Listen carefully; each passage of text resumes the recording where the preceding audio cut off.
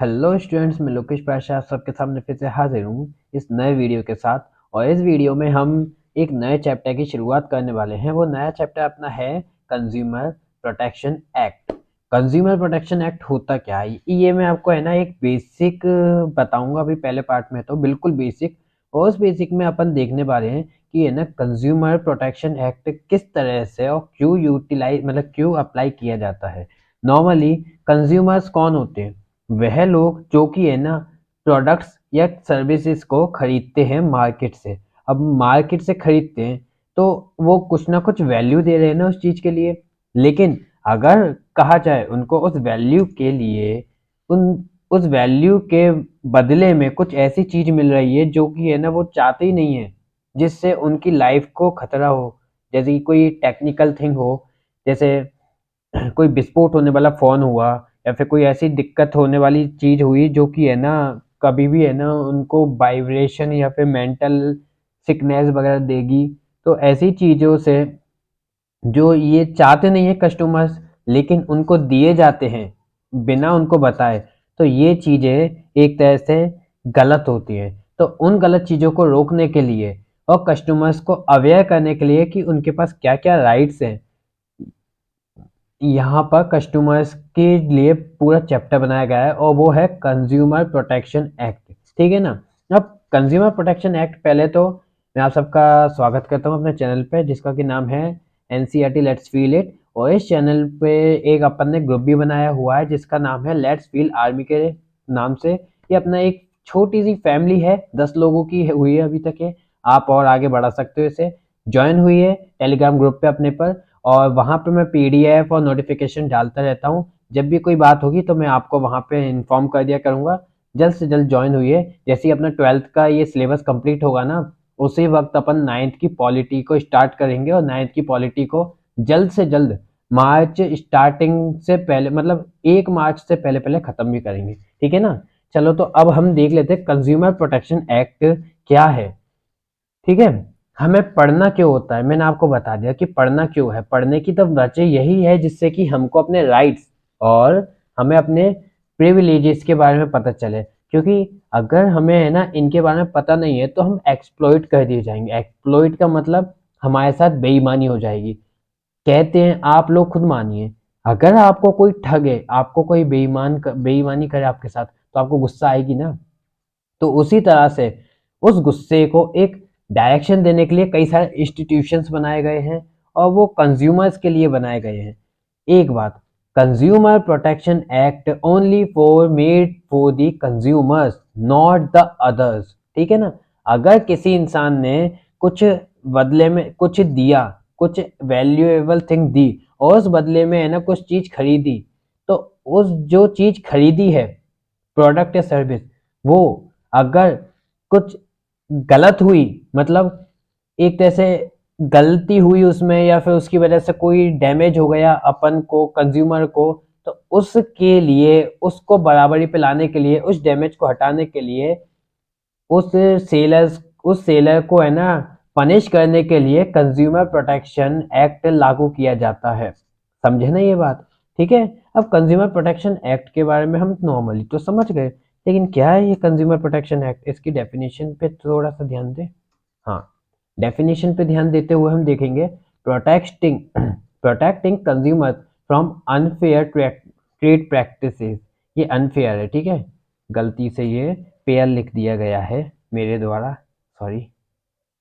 हाँ, unfair trade practices adopted by the producer, मतलब कोई प्रोड्यूसर है जिसने अनफेयर ट्रेड प्रैक्टिसेस को किया है। अनफेयर ट्रेड प्रैक्टिसेस मतलब बेचने के वक्त उसने है ना कुछ गलत अनफेयर थिंग की है कस्टमर के साथ, एंड और सेलर ऑफ गुड्स, वो प्रोड्यूसर जिसे हम सेलर भी कह सकते हैं, या फिर प्रोड्यूसर या फिर सेलर ने कुछ गलत किया है कस्टमर के साथ गुड्स और सर्विस बेचते वक्त, इस टर्म एज कंज्यूमर प्रोटेक्शन। तो उससे बचाने के लिए प्रोटेक्टिंग कस्टमर, ठीक है ना, उससे बचाने के लिए हम कंज्यूमर प्रोटेक्शन को यूज करते हैं। It not only includes educating customers, इसका सिर्फ मेन टारगेट ये नहीं है कि कस्टमर्स को अवेयर करो, कस्टमर को एजुकेट करो, उनके राइट्स बताओ, not This is not a single task. It also said that to aware the customer what with it to help the customer if they were bound or they were suffer the thing which is are known as unfair trade practices created by the customer sorry created by the producer और seller. ठीक है, समझे इस बात को। ये हमसे कहता क्या है कि ये कंज्यूमर प्रोटेक्शन सिर्फ हमें गाइड नहीं करता, हमें सिर्फ पढ़ाता नहीं है कि हमारे क्या क्या राइट्स हैं, हमें सिर्फ ये नहीं बताता, बल्कि अगर हमारे राइट्स के साथ खिलवाड़ किया गया है तो हमारे राइट्स के हिसाब से हमें इंसाफ भी दिलाने का काम करता है कंज्यूमर प्रोटेक्शन एक्ट। ठीक है ना, समझे। अब देखो कंज्यूमर प्रोटेक्शन आप समझ गए, अब कंज्यूमर प्रोटेक्शन की इंपॉर्टेंस क्या है, कौन कौन इसमें आ रहे हैं, कौन कौन मेन कैरेक्टर है कंज्यूमर प्रोटेक्शन में, थोड़ा अपने दिमाग पर लोड देना, क्योंकि देखो बिना दिमाग पे लोड दिए आपको समझ में नहीं आएगा, इसलिए दिमाग पे थोड़ा सा फोकस देते हुए कंज्यूमर प्रोटेक्शन किसके लिए किया जा रहा है, कंज्यूमर के लिए। तो पहला इंसान कौन हो गया, कंज्यूमर। दूसरा कौन हो गया इसमें कैरेक्टर, जिसने ये अनफेयर ट्रेड प्रैक्टिस करी है, मतलब प्रोड्यूसर या सेलर। ठीक है, प्रोड्यूसर या सेलर सेकंड सेकंड कैरेक्टर हो गया।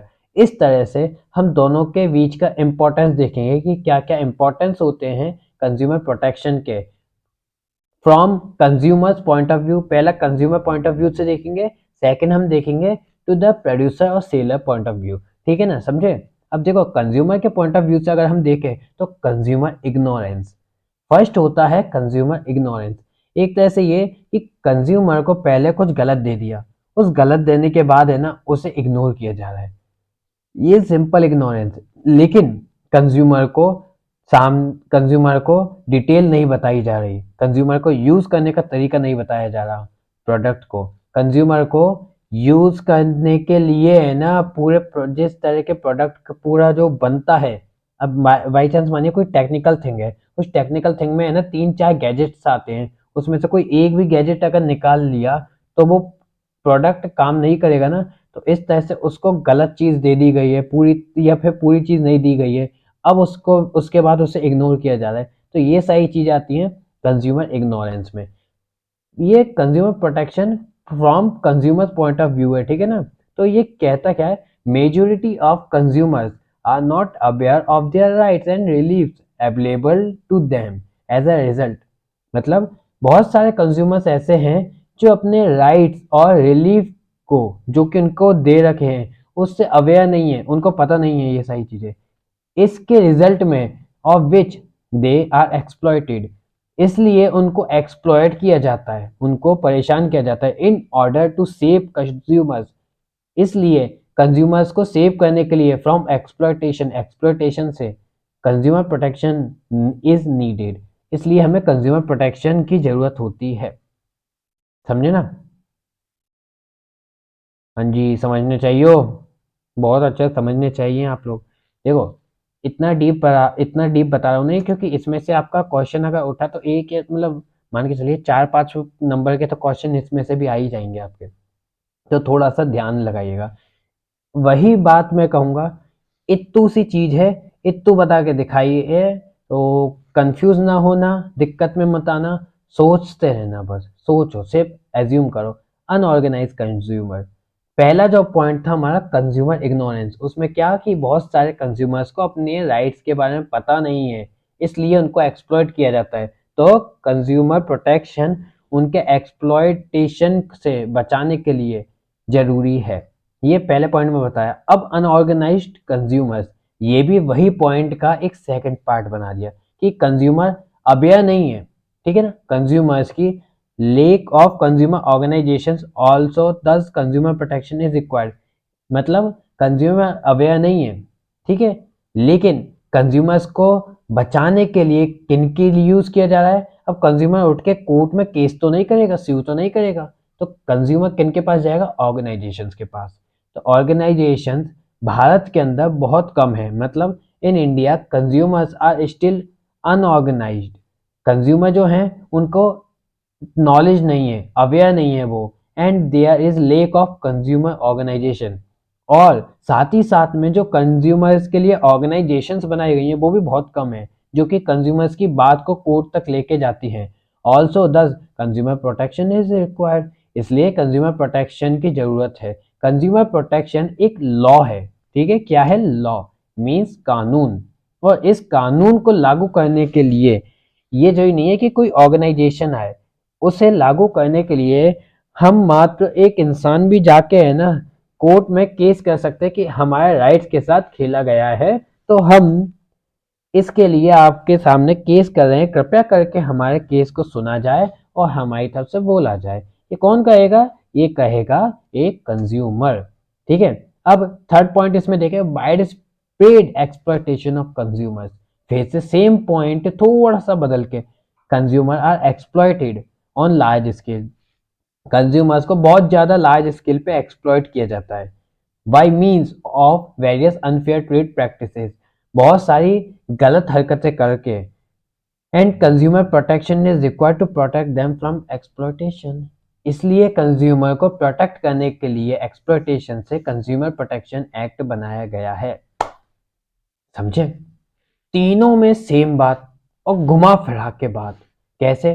कंज्यूमर की इग्नोरेंस पहली, ठीक है ना, मतलब कंज्यूमर अवेयर नहीं है, इसलिए कंज्यूमर प्रोटेक्शन, ये जो कंज्यूमर प्रोटेक्शन एक्ट है वो बनाया गया है, ठीक है। दूसरी, अनऑर्गेनाइज्ड कंज्यूमर, कंज्यूमर अवेयर नहीं है और साथ ही साथ में जो कंज्यूमर ऑर्गेनाइजेशन है वो भी बहुत कम है, तो इसलिए कंज्यूमर प्रोटेक्शन बनाया गया है, ठीक है। तीसरी बात, कंज्यूमर्स के साथ बहुत ज्यादा एक्सप्लॉयटेशन हो रहा है, इसलिए कंज्यूमर प्रोटेक्शन एक्ट बनाया गया है। तीनों बात बिल्कुल आसपास की नहीं लग रही कि बिल्कुल ऐसा है कि एक ही बात को अलग अलग तरीके से छाप दिया है हमें और हमें कंफ्यूज कर रहे हैं। बस बात तो सेम है कि भाई कंज्यूमर्स को अवेयर करने के लिए, जिससे कि वो एक्सप्लॉयट ना हो, ये कंज्यूमर प्रोटेक्शन बनाया गया है, लेकिन ये अलग अलग वेज से कह दिया, जिसकी वजह से हम लोग सोचते हैं कि है ना बहुत सारी चीज हो गई है। आप अपने मन से भी लिखोगे ना, मैं सच बता रहा हूँ, आप अपने मन से भी लिखोगे ना बोर्ड एग्जाम में, तो इतनी दिक्कत आपको नहीं आएगी जितनी दिक्कत है ना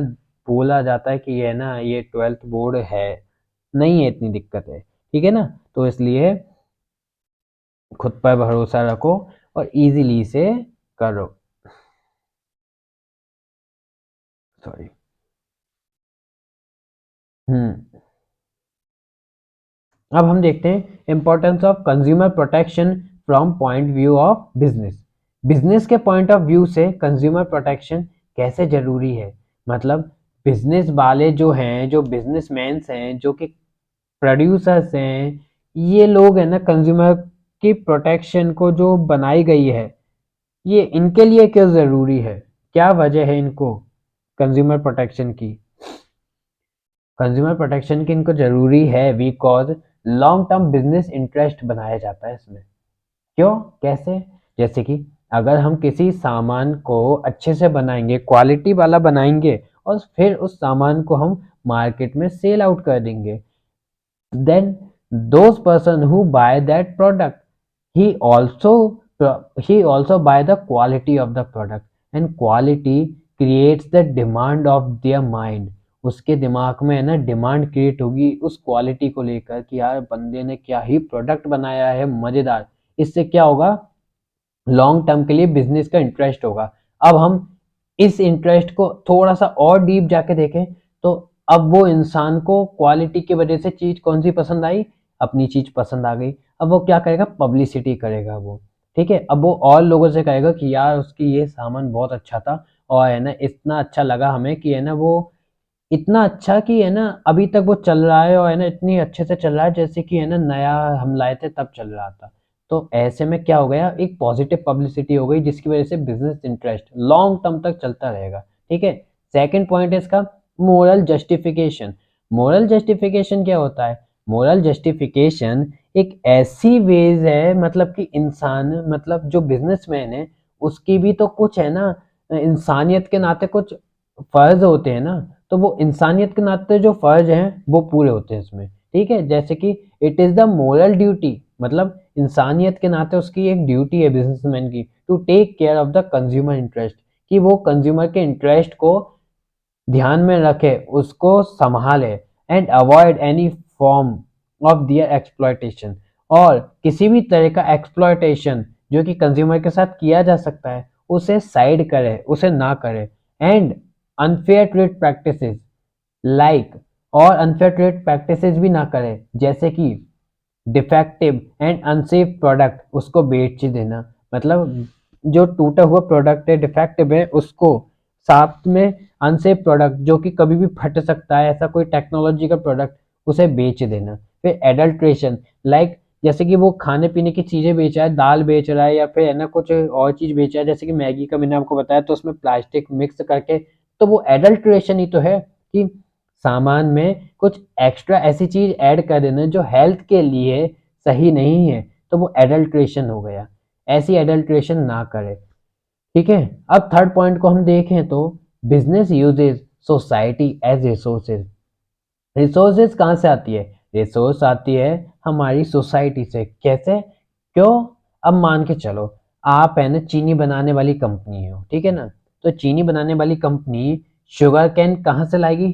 चीनी शुगर कैन से बनेगी ना, गन्ने से बनेगी ना, जो गन्ना होता है लंबा वाला गन्ना, बांस की तरह लगता है जो, तो वो गन्ने से बनेगी।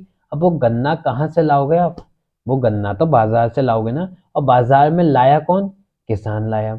तो किसान किसका पार्ट है? सोसाइटी का पार्ट है। और सोसाइटी का पार्ट अगर किसान है तो गन्ना किसका पार्ट हुआ? सोसाइटी का। और गन्ने को क्या कहेंगे? रिसोर्स कहेंगे। ठीक है, तो गन्ना एक सोसाइटी का रिसोर्स हुआ।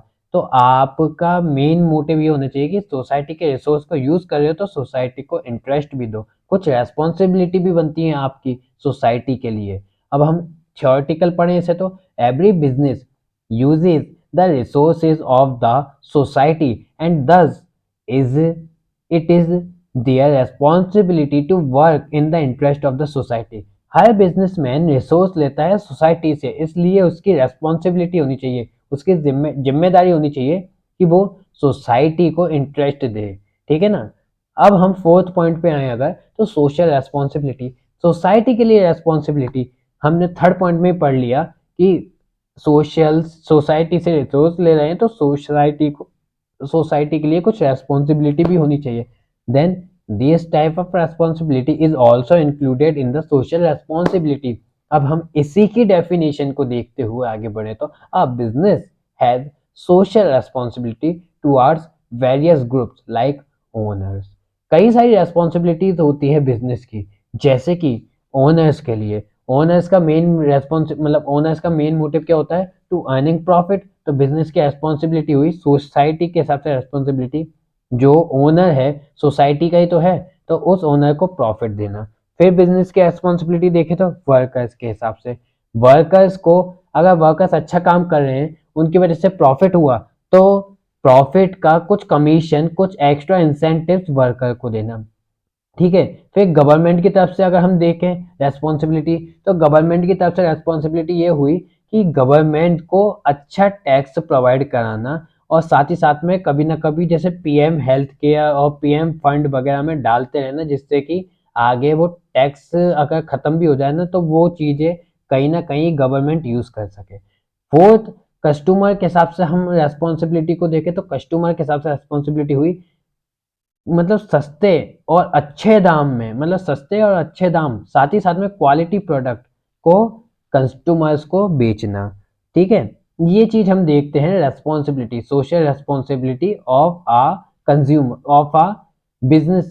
ठीक है, बिजनेस की जो सोशल रेस्पॉन्सिबिलिटी है वो सारी चीज इसमें आई। अब fifth and last point is government intervention. देखो गवर्नमेंट इंटरवेंशन मतलब कि गवर्नमेंट ने बीच में टोक दिया, रुक कहाँ जा रहा है, ऐसे। If a business, upon detail में हिस्ट्री इसी में से पढ़ते हैं theoretical. If a business engage in any form of unfair trade practices, मान के चलो कि जैसे कि आप है ना कुछ गलत चीज बेच रहे हो, गवर्नमेंट ने नहीं देखी, कोई समझदार इंसान आया, उसने खरीदी, उसने सॉरी उसने खरीदते ही है ना चीज पकड़ ली कि चीज में कुछ डिफेक्ट है। अब उसने उस चीज के डिफेक्ट को है ना मालिक को दिखाया कि भाई तूने गलत बेची है मेरे को, मालिक ने उसे इग्नोर कर दिया, अवॉइड कर दिया। अब क्या होगा? अब वो है ना आगे ऑर्गेनाइजेशंस पे जाएगा, और ऑर्गेनाइजेशंस में जाकर वो कहेगा कि भाई हमारे साथ, मेरे साथ ऐसे अनफेयर ट्रेड प्रैक्टिस हुआ है, तो आप मेरे को न्याय दिलाओ। अब उन उसको न्याय दिलाने के लिए है ना फिर वो कुछ ना कुछ स्यू करेगा, कुछ केस करेगी ऑर्गेनाइजेशन, फिर ऑर्गेनाइजेशन केस करेगी, तो गवर्नमेंट रूल्स और रेगुलेशंस के तौर पे उस कंपनी को या फिर उस इंसान को है ना बहुत अच्छे से पनिश करेगी। तो ये चीज हम इसमें देखते हैं। मुझे उम्मीद है कि आपको समझ में आ गई हो। आज हम सिर्फ इतना ही देखेंगे, और जो पार्ट है हमारा उसको हम देखेंगे। एक चीज और देख लेते हैं छोटी सी, कंज्यूमर प्रोटेक्शन एक्ट 1986। ठीक है, ये एक चार्ट टाइटल है, चलो इसे भी कल ही देखेंगे अपन जब कंज्यूमर प्रोटेक्शन एक्ट पढ़ेंगे। ठीक है, मुझे यकीन है कि आपको सारी चीजें आज समझ में आई होंगी, बहुत अच्छे से समझाई है मैंने, डिटेल है, बेसिक है। एक पेड़ की नींव है ना उसकी जड़ें होती हैं, तो मैंने आपको जड़ें है ना खोद खोद के दिखा दी हैं कहाँ कहाँ पे जा रही हैं। ठीक है, तो ध्यान से अच्छे से पढ़ते रहें, और साथ ही साथ में अपन को यार देखो कॉपरेट करिए। कैसे कॉपरेट करिए? लाइक करिए, शेयर करिए, सब्सक्राइब करिए, ठीक है, और कमेंट भी करिए, क्योंकि कमेंट्स आपके बिल्कुल बंद हो चुके हैं। साथ ही साथ में व्यूज भी बहुत कम होते जा रहे हैं। और लाइक शेयर, वो तो शेयर तो आप भूल ही जाओ, लाइक भी आप नहीं कर रहे हैं, तो ऐसा नहीं, थोड़ा कॉपरेट करें, ठीक है ना। मिलते हैं आपसे अगली वीडियो में, अभी के लिए bye bye, tata, good night, good night.